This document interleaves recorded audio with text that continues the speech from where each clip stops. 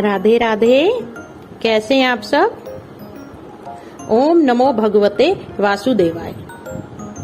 कभी आप सबने सोचा है कि जो वैशाख का महात्म्य है वह कार्तिक महात्म्य से, पुरुषोत्तम मास से थोड़ा सा कम जगत में विदित है। इसके पीछे भी एक बहुत ही सुंदर और रोचक और सत्य कथा है। आइए हम वैशाख महात्म्य के 3 अध्याय सुनते हैं एक साथ। इससे हमारे इस प्रश्न का उत्तर मिल जाएगा कि जो वैशाख की जो महिमा है वह जगत में इतनी व्याप्त नहीं है जितनी की और जो महीनों की जो महिमा है। इसके पीछे जो कथा है, चलिए अब उसे श्रवण करते हैं। राधे राधे। मैं हूं आकांक्षा और आप सबका बहुत बहुत स्वागत करती हूं आपके अपने YouTube channel Krishna magical world में। वैशाख महात्म्य 11वां अध्याय। तदंतर राजा मैथिल पूछने लगे, हे महाराज, वैशाख के जो धर्म आपने वर्णन किए हैं वे बड़े सुलभ हैं और उनसे विष्णु भगवान अति प्रसन्न होकर तत्काल अर्थ, धर्म, काम, मोक्ष प्रदान करते हैं। परंतु ये धर्म संसार को ज्ञात क्यों नहीं है? यह क्या बात है, मुझसे कहिए। श्रुतदेव बोले, हे राजन, वैशाख मास के कर्तव्य धर्म प्रख्यात क्यों नहीं है और अन्य धर्मों की संसार में ख्याति क्यों है? संसार में पुत्र, पौत्र तथा धन संपत्ति, सांसारिक भोगों के चाहने वाले मनुष्य बहुत हैं, इसलिए राजस और तामस धर्म संसार में प्रख्यात है। और जो इच्छा रहित सात्विक धर्म सुख प्राप्ति कर विष्णु भगवान को प्रसन्न करने वाले हैं वह पृथ्वी पर छिपाने योग्य हैं। इसका कारण बताता हूँ, सुनो। इक्ष्वाकु के कुल का भूषण काशीपुरी में नृक का पुत्र सार्वभौम राजा बड़ा यशस्वी कीर्तिमान नाम का हुआ था। यह जितेंद्रिय, क्रोध को जीतने वाला और राजाओं में उत्तम था। एक दिन वह आखेट करता हुआ जा रहा था तो मार्ग में मुनि वशिष्ठ जी के शिष्यों को देखा, जो कहीं प्याऊ लगा रहे हैं, कहीं छाया मंडप बनवा रहे हैं, तो कहीं वापी निर्मल करवा रहे हैं, कहीं बैठे हुए मनुष्यों को पंखों से पवन कर रहे हैं, कहीं सुगंधित फूलों को दे रहे हैं, मध्याह्न समय छत्री दान कर रहे हैं, कहीं तांबुल दे रहे हैं, कहीं नेत्रों में कपूर लगा रहे हैं। यह देख राजा ने पूछा कि तुम कौन हो और यह क्या कर रही हो? वे बोले, हम वैशाख में कर्तव्य धर्मों को गुरु वशिष्ठ जी की आज्ञा से कर रहे हैं, जिनके करने से धर्म, अर्थ, काम और मोक्ष मिलती है और विशेष फल तुम गुरुजी से जाकर पूछो। यह सब सुन राजा वहां से तत्काल चल दिया और वशिष्ठ जी के आश्रम में पहुंचा। राजा गुरु वशिष्ठ जी को प्रणाम कर और वहां बैठ कहने लगा, हे मुनीश्वर, मैंने मार्ग में आपके शिष्यों को शुभ कर्मों को करते देख उनसे पूछा, यह क्या और क्यों, किस फल के निमित्त कर रहे हो? तब उन्होंने मुझे आपके पास भेजा है और कहा है कि हमें बताने का अवकाश नहीं है, गुरुजी के पास जाओ। इसलिए मैं आपके पास आया हूँ, आपसे इन धर्मों को सुनो। वशिष्ठ जी प्रसन्न हो कहने लगे, हे राजन, वैशाख मास में प्रातः काल स्नान कर विष्णु भगवान का विधि पूर्वक प्रेम से पूजन कर दान करें और ब्राह्मणों की सेवा करें। ऐसा करने से जगन्नाथ भगवान प्रसन्न होते हैं। इसलिए तुम अपने राज्य में भी जाओ, जहाँ जो कोई वैशाख धर्मों को ना करे उसे दंड दो। इस प्रकार वशिष्ठ जी से वैशाख को सब धर्म सुन भक्ति पूर्वक उनकी पूजा कर अपने घर चला आया और सभी धर्म कर देव देव निरंजन केशव भगवान में बड़ी प्रीति करने लगा।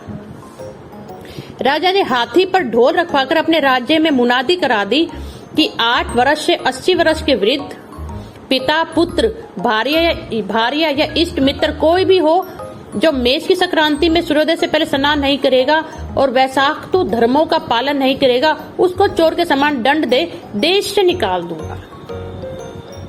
गांव गांव में धर्मोपदेशक ब्राह्मण नियुक्त कर दिए गए और धर्महीनों को दंड देने के लिए 10-10 सवार नियुक्त कर दिए। इस प्रकार चक्रवर्ती राजा के राज्य शासन में यह धर्म वृक्ष सब देशों में विस्तार पूर्वक फैल गया।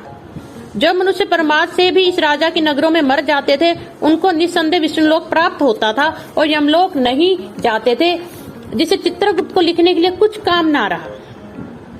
सभी पापी लोगों से नरक खाली हो गया।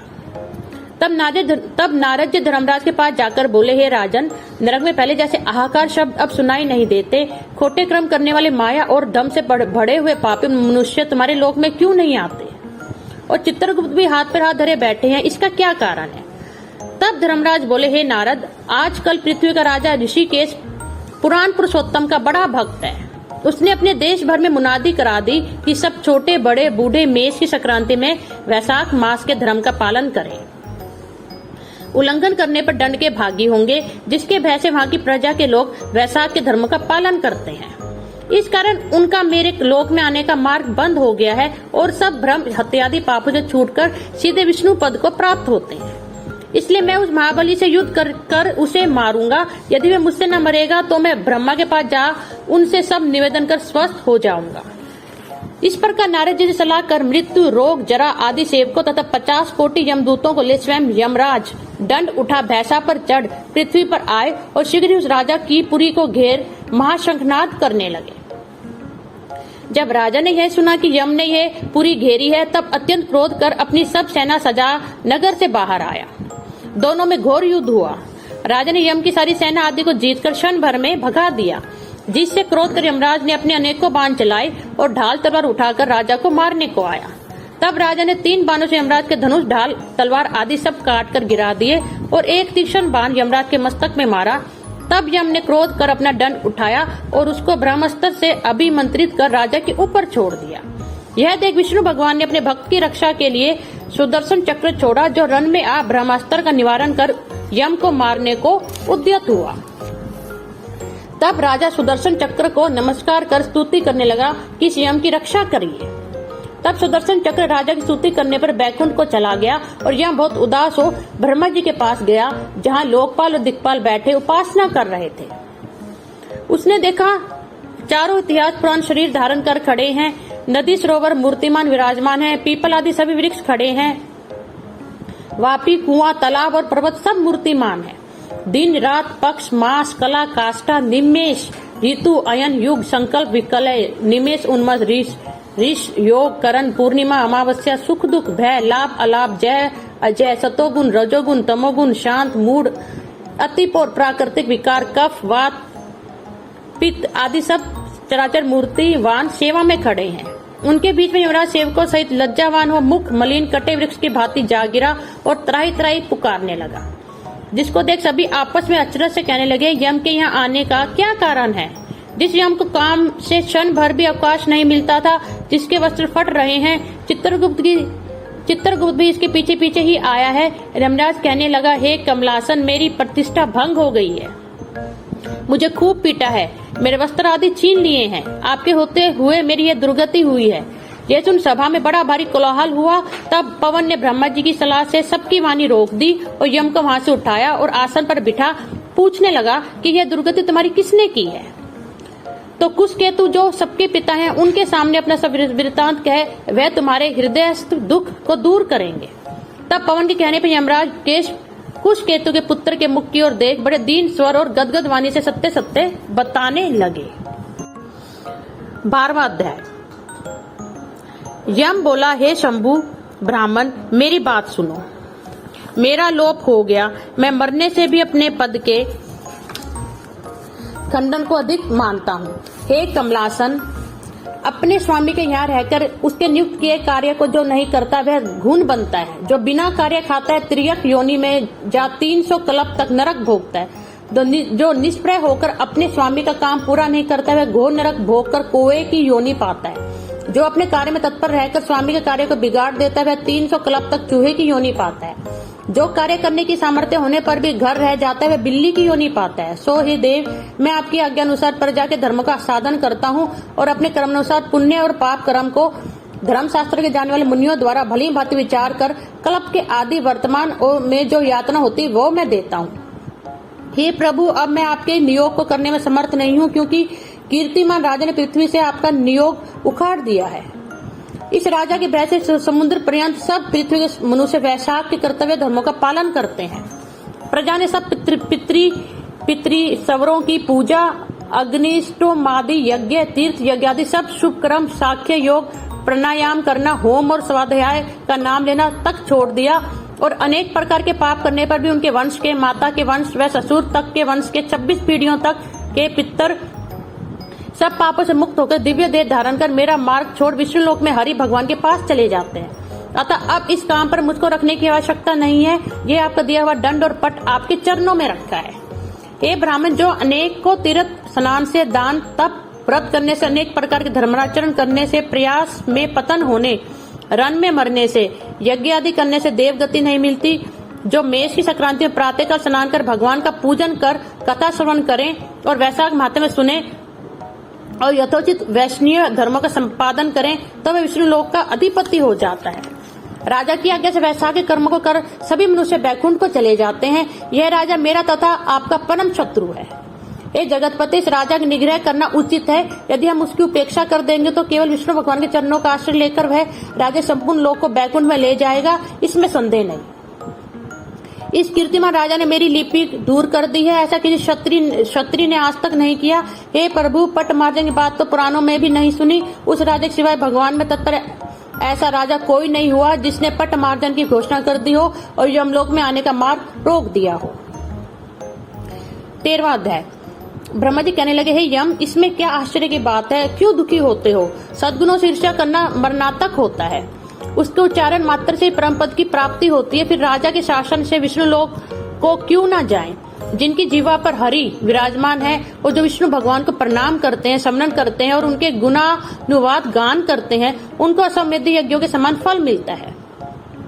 संपूर्ण पाप दूर हो जाते हैं। भगवान प्रसन्न होने से विष्णु लोक प्राप्त कर सायुज्यता प्राप्त करते हैं। यज्ञ करने वाले, कुरुक्षेत्र या सरस्वती में स्नान करने वालों को तो फिर से जन्म लेना पड़ता है, परंतु वैशाख मास में जो माधव भगवान के धर्मों का पालन करता है, उन पर विष्णु भगवान प्रसन्न होकर सदा उनकी सहायता करते हैं।